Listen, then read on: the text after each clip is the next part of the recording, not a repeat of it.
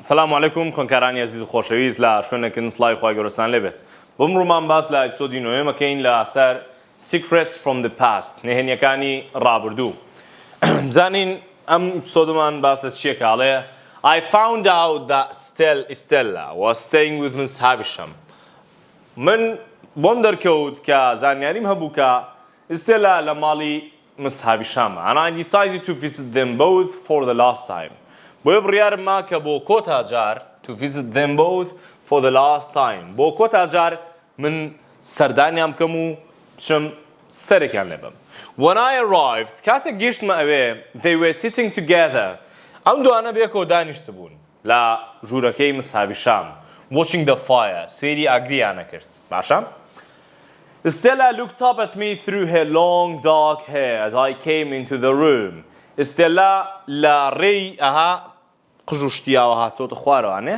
ئەڵێ لە ڕێی قژە درێژەکەیەوە قژە درێژە ڕەشەکەیەوە سەرێکی منی کرد و سەرێکی هەڵبڕی کاتێک من چوومە ناو ژوورەکەەوە Miss Havisham پێم وت Miss Havisham I have been told the name of the person who has made me a gentleman and this discovery is not a good news ئەڵێ Miss Havisham من ناوی ئەو کەسم دەستکەوتووە کە یارمەتیاوم بۆی کە ببم بە جەنسڵمەن ئەمەش هەواڵێکی باش نییە باشە I am very disappointed that you allowed me to think that it was you ئەمە بەڕاستی زۆر نیگەرانی کردم کاتێک تۆوات لێ کردم کە بیر بکەمەوانێ کە دیارە تۆ ئەو کەسە بووی کە یارمەتی منت داوە بەڕاستی Miss Havisham من لێو عاجزم دڵم لێت ێشاوە دوایەڵە چی It was not kind thing to do kind Miss Havisham shouted hungrily وتی Miss Havisham وتی چی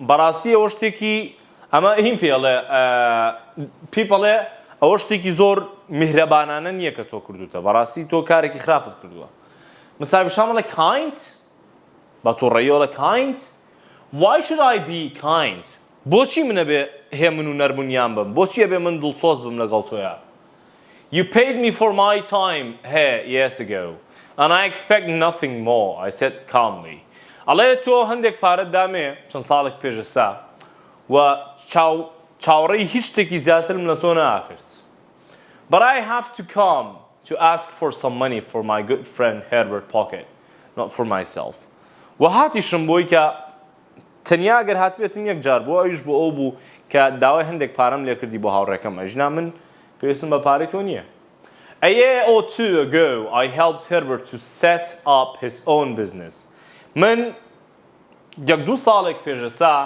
یارمەتی هەربەرتمە باشە یارمەتی هەربەرتمە بۆی کە بزنسی خۆی دامەزرێنێ But now he needs money to make it grow بەڵام ئێستا ئەو پێویستی بە پارەی بووی کە زیاتر بەرەو پێش بچێت I cannot take more money from the person who has made me a gentleman من چیتر ناتوانم پارە لەو کەسە وەربگرم کە منی کرد بە خانەدان و منی کرد بە جەنتڵمان So I'm now asking you من ئێستا پرسیار لە تۆ ئەەکەم Miss Havisham just looked at me coldly Miss Havisham تەنیا بە سارد و سڕیەکەوە سەیریە کردم و هیچی تر I turned to Stella who was again looking at the fire یعنی چەند ساڵە Miss Havishamەوە خۆی پیشانی پێ باوە کە ئەو پارەکە یاوەتێ و یعنی هەر جارێک پێ بچوو بێت پارەی نەیاوەتێ و توێتەوە من پارەکە ماویتێ و پارەی جەنتڵمانەکەت بۆ ئێمەوە یعنی درۆی لەگەڵا کردووە I turned to Stella ئەڵێ سێرێکی ستێلام کردو who was again looking at the fire کە سێری چی کرد کە سێری ئاگرەکەیە کرد وتم Stella بە نیگەرانی وتم Stella I have no hope left that you will ever be mine من هیچ هیوایەکم نەماوە کە تۆ ببی بەهی من But I have to tell you that I love you very much and I always have بەڵام چاکەشت ئەمەوێ پێ دڵێمەوەیە کە تۆم زۆر خۆشەوێت و بۆ هەمیشە ئەم خۆشەویستیم هەر ئەمێنێت و هەر ئەبێت بۆ تۆ Stella looked up at me with her sad dark eyes Stella سەرێکی هەڵبڕی و بە چاوێکی یانیاڵی بە کەمێک نیگەرانی و بێتاقەتیەوە وتی I have told you before من پێشتر پێم وتی زۆر بە تووڕەیی وتی That's the word Love means nothing to me من پێم وتی کە خۆشەویستی هیچ مانایەکی نییە لای من هیچ شتێک نییە لای من بە ناوی خۆشەویستیەوە پێ and I should tell you that I am about to be married to Bentley Drummel. عليه وأشمي بيت بلم كمان استانيازم هي كزواج لقل بنتلي دراملاكم بتمام زواج لقلابكم. When I arrived back in London, I was very tired and upset. Stella's news had hit me terribly. وبويا من قرامو بولندن أم هو عليه ستيلاش طول بطاقتي كردم كشوكا بعد بنتلي درامل كمان زانم تكابرايكا. Herbert looked very worried when I got home. Herbert زورزو نيجرام مكاتب من قرامو مالو. He told me that someone had followed him in the street. He thought that Compison was in London and was looking for Magwitch. زور نيجرام بو هربرت. هربرت شي تبراكم. وتي والله واهستكم كابراك بدوامانو بو أمره. أو كابرايش لو چه Compison به. Compison لندن به تو چاودری Magwitch کا. It's good to see you, dear boy. Magwitch وتی براستی زور باش بو من که ایوم بینی کرا باشه کن. We've told Jaggers everything. اما هموشتك من با Jaggers بتوه. I think I'm safe here. من پیمایی که است لیر سلامتم. But we should leave soon. پیوستکات که هر زو ایره بجه بیالین. Not long after, زوری نبر Jaggers invited me to his house. Jaggers دعوتي مني كد بانجشتي مني كد بمالكي. We sat down to have dinner and Molly, his servant, came into the room. بانگشتی کردم بۆ ماڵەکەی خۆی بۆ نانی ئێوارە لەوێش خزمەتکارەکەی مۆڵی هات. Came into the room. As she moved forward, her long dark hair fell across her face and she looked up at me with dark, sad eyes. عليها مۆڵیە کە هاتە ژوورەوانم خزمەتکارە قژڕەشە قژدرێژە کە قژی لەسەر ڕوخساری بوو کە هاتە ژوورەوەمانە و سەیرێکی منی کرد looked up سەری بەرز کردەوە و سەیرێکی منی کرد یەکسەر من شتێکم هاتە خەیاڵ ئەم چاوانە that look those eyes ئەو سێرکردنە ئەو چاوانە I felt that I had seen them somewhere before وەهستم کرد کە پێشتر ئەم کەسەم لە شوێنێک بینیوە. Then suddenly I thought of Stella. لە پڕێکە یەکسەر بیرم لە چێ کردەوە یەکسەر بیرم لە Stella کردەوە. Stella? Mr. Jagger saw me looking at Molly's with wide eyes and an open mouth. Mr. Jaggers کە منی بینی بە چاوێکی زەقەوە هات چاوم زەق کردەوانێ و دەمم کرایەوانێ Mr. Jaggers کە ئەمەی بینی دوای ئەوەی کە مۆڵی ڕۆی after she had left the room I quietly said is Molly کە ئەم ئافرەتە ڕۆی یەکسەر پرسیارم کرد وتم ئایا مۆڵی but before I could finish Mr. Jagger simply said yes Pip Molly was Stella's mother وتم ئایا مۆڵی ئەو یەکسەر بۆی تەواو کردم یەکسەر Mr. Jagger وتی بەڵێ پێپ ئەوە دایکی ئستێلایە باشە ئەڵێ ئەوە دایکی ئستێلایە. As I was leaving Mr. Jagger's house دوای ئەوەی کە ماڵەکەی Mr. Jaggerزم بەجێهێشت he told me that Miss Havisham wanted to talk to me وتوێتی Miss Havisham وتوێتی کە ئەمەوێ قسە لەگەڵ پیپا بکەم. I was surprised من زۆر سرم سوورما بوو but I went to see the next day and found her sitting by the fire. بۆ ڕۆژی دواتر چوون بۆ ماڵی Miss Havisham و لەوێ Miss Havisham من بینی کە لە لای ئاگرەکەوە دانیشتە بوو. We walked for a while and she agreed to help Herbert. بۆ ماوەی چەند ساتێک قسەمان کرد و ڕازی بوو بۆی کە یارمەتی Herbert بە. Then she wanted to know if I was terribly unhappy و پرسیاری ئەوەی لێ کردم کە ئایا بەڕاست من زۆر بێتاقەتم زۆر غەمبارم پێم وت بەڵێ زۆر غەمبارم. Oh what I have done what have I done وتی باشە من چیم کردووە زۆر داوای لێبوردن نەکەم زۆر ببوورە پێپ. She cried and fell to the floor. گریا و کەوتە سەر زەویەکە. You should also say sorry to Stella. من پێم وت پێویستەکە کە تۆ داوای لێبوردن لە ئستێلا بکەی. You have made her the cold person that she is. تۆ ئستێلات کردووە بە چی؟ کردوتە بەو کەسە سارد و سڕا، کردوتە بەو کەسە بێدڵا، کردوتە بەو کەسە بێهەستا. ئەمە هەمووی خەتای تۆیە. Yes, you are right. Miss Havisham وتی بەڵێ تۆ ڕاست دەکەی. I helped Miss Havisham back to her chair near the fire and then I walked to the door.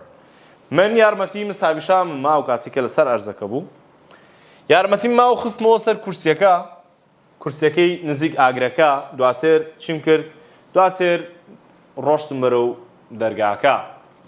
As I turned to say goodbye کاتێک کە من ڕۆشتم بۆ ئەوەی کە خواحافیزی لێ بکەم ئاڕۆم و خواحافیزی لێ بکەم I saw that headdress was on fire. بینیم کە درێسەکەی کە جلەکەی چییە؟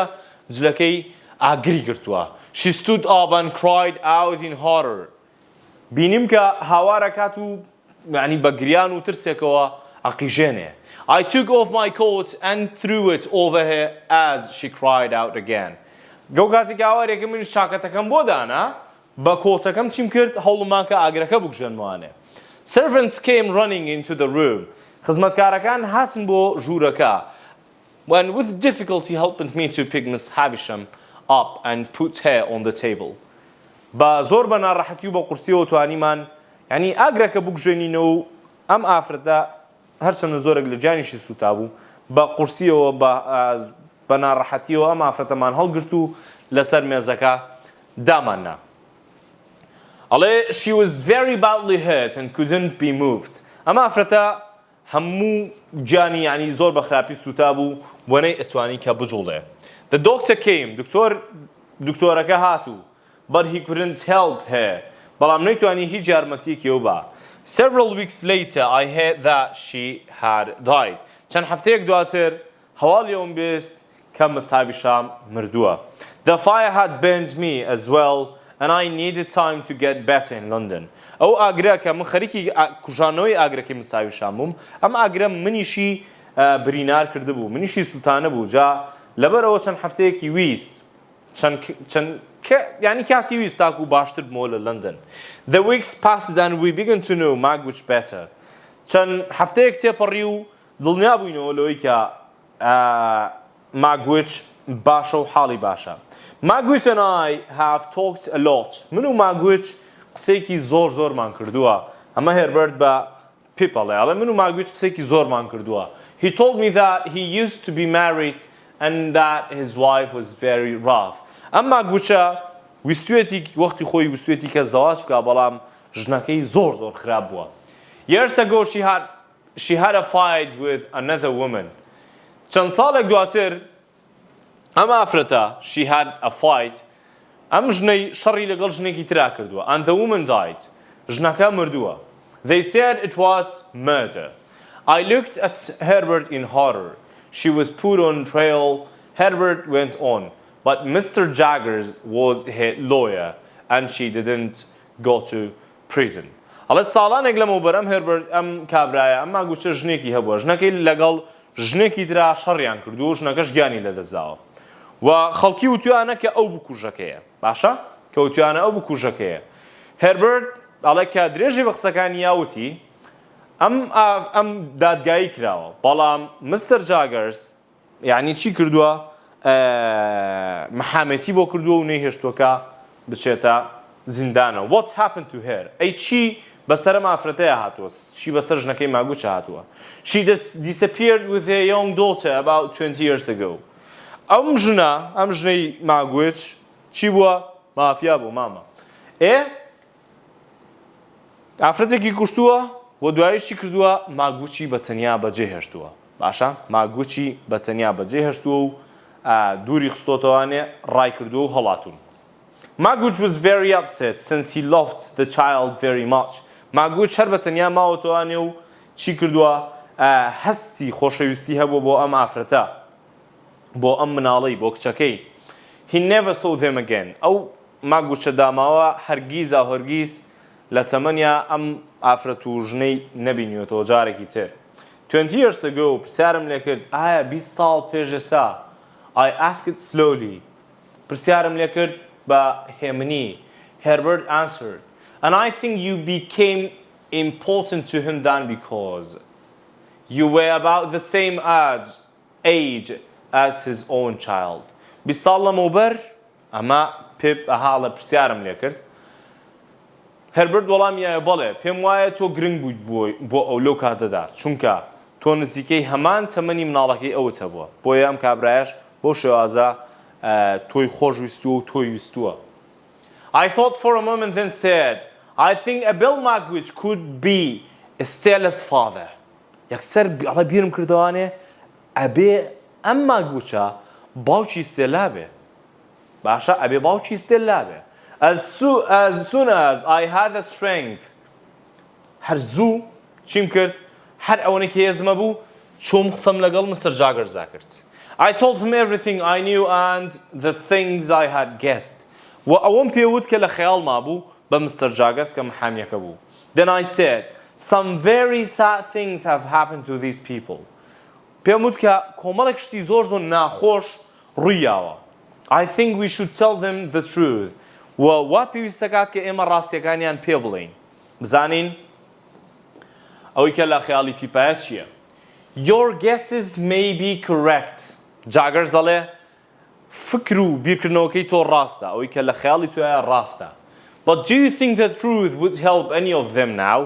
بەڵام ئایا پێم بڵێ ئەو بیرکردنەوەی تۆ ئایا بەڕای تۆ هیچ یارمەتی ئەوانەیەت یارمەتی ئەم کەسانایەت؟ With the truth make the mother happy. من بوتم ئەکرێ ڕاستیەکە دایکەکە دڵخۆش بکە یاخود باوکەکە دڵخۆش بکە کە هێشتا کچەکەیان ماوە. or the child و یاخود مناڵەکە دڵخۆش بکە کە دایک و باوکی ماون. I thought of Stella. بیرم لە Stella کردەوە. Although she was the daughter of the prisoner. بیرم لە Stella کردەوە کە کچی پیاوێکی تاوانبارە زیندانی کراوە. She now had a proud husband from a rich family. و ئێستا شانازی بۆوەکە کە ژنی کابرایەکی دەوڵەمەندە. باشە؟ یعنی لە دوو شتی جیاوازایە. If she discovered the truth, ئەگەر ئەم کچە ڕاستیەکە بدۆزێتەوە ڕاستیەکەی بۆ دەرکەوێ it would be a disaster for her. ئەگەر ئەمەی بۆ دەرکەوێ ئەوە بێ بە کارەسات زۆر زۆر ناخۆشە بێ بۆ ئەم کچە. Mr. Jaggers ڕاستیە کرد. The time had come for me to leave the country with Magwitch. کات و ساڵیەوە هاتبوو کە کات و ساتیەوە هاتبوو کە پێویستە کات کە من لەگەڵ ماگوچە وڵاتەکە بەجێ بێڵم. We had bought a rowing boat. ئێمە بەلەمێکی چیمان کرد بەلەمێکی سەوڵدارمان کڕی. Knew about a ship that was soon leaving London to go to Germany. و پلانی ئەومان هەبوو کە زانیاری ئەومان هەبوو کە کەشتێکی شەیە لێەوە ئەم کەشتیە ئینگلتەرا بەجێڵێت و ڕابەرە و ئەڵمانیا. One morning بەیانیەک لە بەیانیەکان Magwitch, Herbert and I went to the river and climbed into the small boat. من و Magwitch و Herbert چینە ناو بەلەمە بچووکەکەوە. As we started our journey, Magwitch spoke to me in a gentle voice. Magwitch بە سەوتێکی نەرم بە هێواشی پێوتم سپاس دەکەم کوڕی ئازیزم سپاس دەکەم کوڕەکەم. If everything goes well, you will be truly free man soon. I told him. پێم وت ئەگەر هەموو شتێک بە باشی بڕوا ئەوە تۆ بی بە کەسێکی چی ئەبی بە کەسێکی ئازاد. We traveled slowly down the river all day and far into the night until we finally stopped at the river's edge. بە درێژایی شەوەکە ئێمە خەریکی چی بوون خەریکی ڕۆشتن بووین بە بەلەمەکەمان تا دوا جار گەیشتینە چی گەیشتینە لێواری ڕووبارەکە و لەوێ وەستاین. We now had to wait for our ship. پێویست بوو کە چاوەڕێی چی بکەین چاوەڕێی ئەو بەلەمە بکەین کە ئەڕۆی بەرە و ئەڵمانیا. Several hours later I saw the ship. چەند سەعاتێک دواتر من کەشتیەکەم بینی and we quickly start to row towards it. بە خێرایی دەستمان کرد بەچی دەستمان کرد بە ڕەو ڕۆشتن بەرە و کەشتێکە. As we got nearer the huge ship, I could see the big paddles turning rapidly and noisily. لەگەڵ ئەوەی کە ئێمە نزیک بووینەوانێ لە کەشتێکە ئەمە کەشتێکەیە ئەمانش بە بەلەمە بچووکەکە هەتاوە کۆڵە توانیمان سەڵمان لێیا بۆی بگەینە لای چی بگەینە لای ئەو کەشتیە و لەوێ سەر ئەو کەشتێ بکەوین کە نیازی وایە و پلانی وایە بڕوا بەرە و کوێ بڕوات بەرە و ئەڵمانیا. ئەمە ئەوە بوو کە سەر کەشتێکە کەون. دواتر then I saw a boat moving behind us. Soon I realized with horror that was following us closely. ئەڵێ دواتر چیم بینی؟ دواتر بەلەمێکم بینی بەلەمێکی بچووک کە لە پشتی ئێمەوە چیە کرد؟ بەلەمێکی بچووک لە پشتی ئێمەوە ئەهات و زۆر نزیک بوو لێمان. I could see 4 men in it and one was shouting. یەکێک لەوانە هاواریە کرد. یەکێک لەوانە کە تەنیا 4 کەسی تیا بوو یەکێک لەوانە هاواریە کرد You have a man called Bill Magwitch in your boat هاواریە کرد ئایا لە بەلەمەکەی ئێوەیە کەشتێک کەسێک هەیە ناوی Bill Magwitch بێ Stop and give him to us بۆسن و ئەو کەسە بن بە ئێمە Both boats were very near in the fighting paddles and the frightened paddles now suddenly Magwitch stood up and pointed to one of the men in the other boat. Magwitch هەڵەسێت لە سەر بەلەمەکە و ئاماژە چیەکات دەستێ درێژەکاڵێ Magwitch لەو بەلەمەیە ئەزانم لەو بەلەمەیە کەوا ئەڵێ Compison Magwitch shouted Magwitch هاوارەکاڵە چی Magwitch هاوارەکە Compison He reached forward and pushed the man into the water. لەوێ Magwitch چیەکە ئەم کۆمپیسۆنە ڕائەکات و کە ئەگاتە بەلەمەکەی تر پاڵ بێکێک لە زەلامەکانەوە نێو هەڵیاتە ناو ئاوەکۆ At that moment our boat was hit by the paddles and we were thrown into the water. لەو ساتەدا بەلەمەکەمان و ئەم هینی سەوڵەکە پادڵەکان کەوت و ئەوان چێ بن ئەکەونە ناو ئاوەکەوە ئێمەی فڕایە ناو ئاوەکەوە دواتر لە minutes later we were all pulled into the other boat دواتر دوای چەند ساتێک دوای چەند خولەکێک ئێمەیان لە ناو ئاوەکە دەرکردەوانی و ئێمەیان خستە ناو بەلەمەکەی ترەوە But the paddles had hit Magwitch and he was badly hurt بەڵام سەوڵەکان بەر Magwitch کەوتبوون ئەمە ژوای لێ کردبوو کە Magwitch بە تەواوەتی ئازاری پێ بگات As for Compison, he was lost in the water and was never found. ئەم کۆمپیسۆنەش گەشت بە مەرازی دڵی خۆی و کەوت بۆ ناو ئاوەکەوانێ و ئەڵێ هەرگیز ئەومان نەبینیوانێ. Magwitch was put on trial and was sentenced to death by hanging. Magwitchish چی کرا؟ Magwitchish بڕیاری دادگایکردنی درا بەچی بەوەی کە لە سێدارە بدرێ هەتاوەکو مردن. However, he was very ill and he was sent to a hospital first. هەرچەندە Magwitch زۆر هیلاک بوو زۆر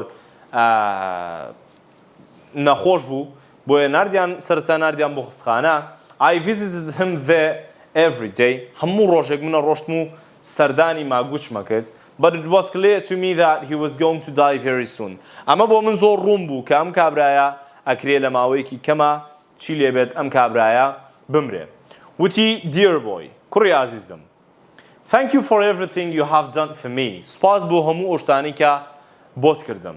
It means a lot to me. ئەمە زۆر بوو بۆ من و زۆر سپاس دەکەم بۆ ئەو یارمەتی و ئەو شتانەی کە بۆت کردم. وتم Magwitchi بەڕێز I have something to tell you. شتێکم هەیە کە ئەمەوێ پێت بڵێم. Years ago you had a daughter. ساڵانێک پێش ئێستا تۆ کچێکت هەبووە. Years ago you had a daughter. ساڵانێک پێش ئێستا تۆ کچێکت هەبووە. You loved and lost. ئەم کچەت خۆشویستووە و ونت کردووە. پێم وت. I want you to know that she is alive and she is a beautiful lady. پێم وت ئەم کچەی تۆ ئێستا خانمێکی زۆر جوانە و لە ژیانیشان ماوە. And I am in love with her. و من ئەو کچەم زۆر خۆشەوێت و لە خۆشەویستیام لەگەڵ کچەکەی تۆیە. Abel Magwitch had very little strength to left. Abel Magwitch هێزێکی زۆر کەمی هەبوو یعنی توانایەکی وای نەبوو کە ئەو شوێنەکە جێبێڵە But he picked up my hands and kissed them. بەڵام دەستی چی لێ کردم دەستی گرتم و دەستی ماچ کردم وتی He smiled and then closed his eyes forever. ئەم کابرایە دەستی پیپ ماچەکات و چی لێ دوایەوە چاوەکانی داخات و بە زەردەخەنەیەکەوە بۆ هەمیشە ئەمرێت و ئێرە جێهێڵێ ئەمە کۆتایی ئیپسۆدی نۆیەم بوو ئینشاءالله لەوانەوە ڤیدیۆیەکی ترا بە تایبەتیەوە باسی ئیپسۆدی دەتان بۆکەین و هەتاوانە ڤیدیۆیەکی تر بە خواتان ئەسپێرم خواتان لەگەڵ